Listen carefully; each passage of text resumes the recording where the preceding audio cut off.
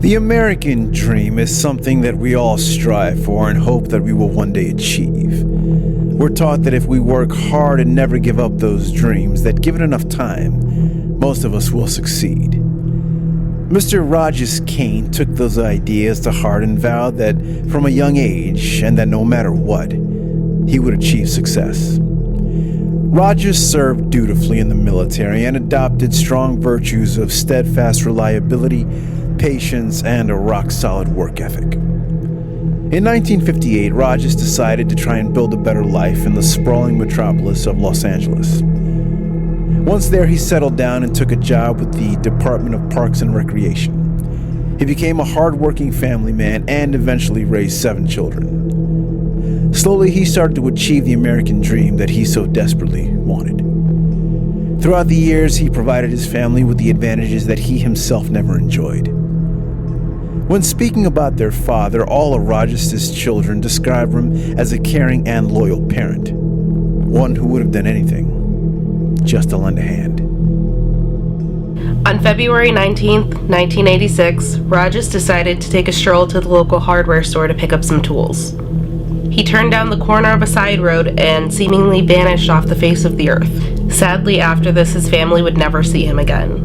Not wanting to raise alarm bells too quickly, his sister and other relatives decided to wait 24 hours to see if he would show up.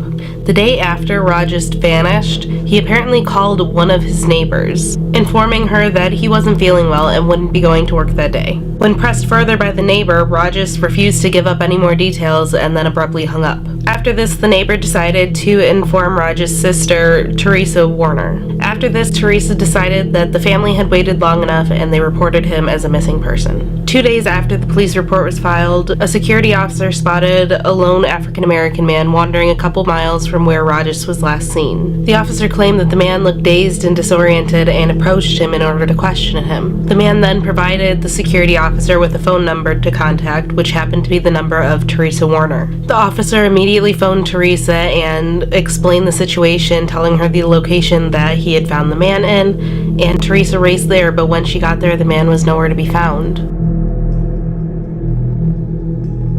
In March of 1986, nearly a month after Rogest vanished, his car was found abandoned in front of a gas station some 20 miles south of Los Angeles. When searched, the vehicle contained all of Rogest's personal papers, including his GI Bill, his deed to all of his properties, and various insurance policies that he kept with him. Other items like glasses, a set of dentures, and some scattered coins and cash were also found, but nothing that suggested where Rogest might have been headed to. Now, one curious item found by police was a piece of distinct stationery that contained the phone number of Teresa Warner that was written over and over again. This hinted at the fact that Rogest might have been trying desperately not to forget his sister's contact number. At the gas station in which the car was found, the authorities spoke to a maintenance technician that said he had personally spoken with Rogest the day after he was reported to have gone missing. Now, according to one of Rogest's daughters, Deborah Cain, the mechanic explained that the elderly man had brought the car in to have it repaired. But before the car was finished, Rogest paid the mechanic in cash, then simply walked away. The mechanic also commented that Rogest seemed to be staggering around quite a bit and had slurred speech. Now, with these details, police were fairly certain that Rogest may have suffered a slight stroke at the time of his disappearance. One of the many symptoms and side effects of a stroke is the impairment of memory. Now, if this was indeed the case, then Rogest may have been wandering around not knowing exactly who he was or how to contact any help.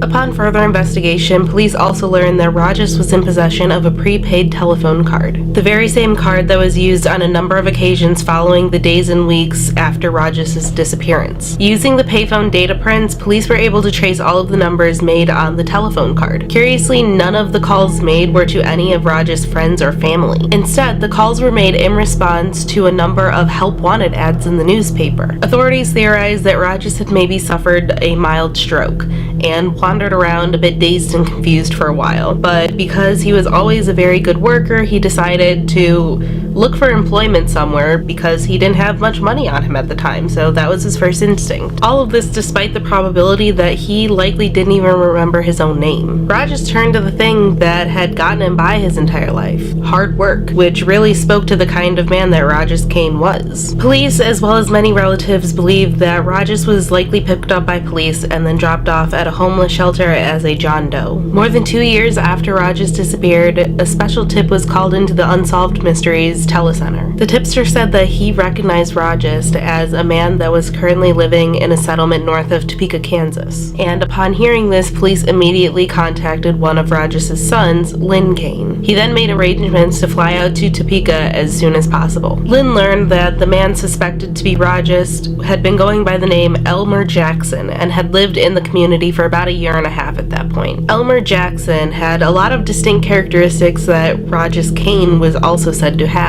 Elmer had been picked up by a truck driver and housed at one of the local units. And for about a year and a half after his arrival, he just did odd jobs around the facility, really keeping to himself. Both Lynn and the Topeka police scoured the area looking for Elmer Jackson, but this man had just vanished. Tragically, the 1988 sighting was the closest and only lead that the Cain family ever got to locating Rogest. And all subsequent attempts to track down Rogest or locate the man known as Elmer Jackson have been unsuccessful. And as a result, Rogest Cain has now been a missing person for 37 years. So what is the truth behind Rogest Cain's mysterious disappearance? What could cause a man that seemingly had achieved the specter of the American dream to suddenly vanish? Did he suffer from a debilitating health emergency that caused him to lose his memory, or is there another, possibly more sinister reason at play here? The Cain family has been asking this same question for almost 40 years. But the one thing that they want more than anything, and if at all possible, is for Rogest just to come home.